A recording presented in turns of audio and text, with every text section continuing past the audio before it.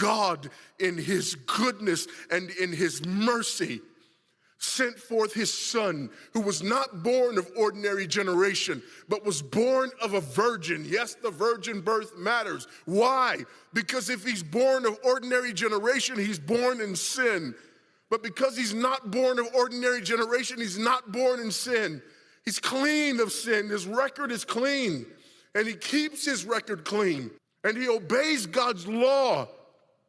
And because he's fully God and fully man, he obeys the law of God on our behalf in his active obedience. And then in his passive obedience, God made him who knew no sin to be sin for us. All we like sheep had gone astray. Each of us had turned to his own way, but God laid upon him the iniquity of us all. And Christ died for sin once for all, the just for the unjust. And God imputes our sinfulness to him. And he nails our sinfulness to the tree. And Christ dies and raises again on the third day for our justification.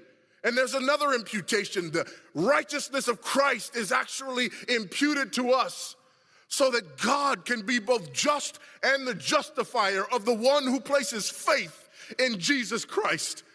So that all those who come to Christ may enter in. So that all those who place faith in Christ might be saved, but not only saved, but sanctified, because he's the firstborn of many brethren. We're justified and we're adopted into the family of God, and we're sanctified, and as his children we begin to bear the family resemblance, and we're further sanctified throughout this life by the very same gospel that saves us, until one day when it's all said and done, we're not just saved from the penalty of sin. We're not just saved from the power of sin, but one day we're glorified and saved from the very presence of sin.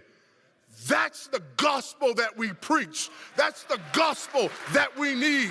And that's the gospel that's more than enough.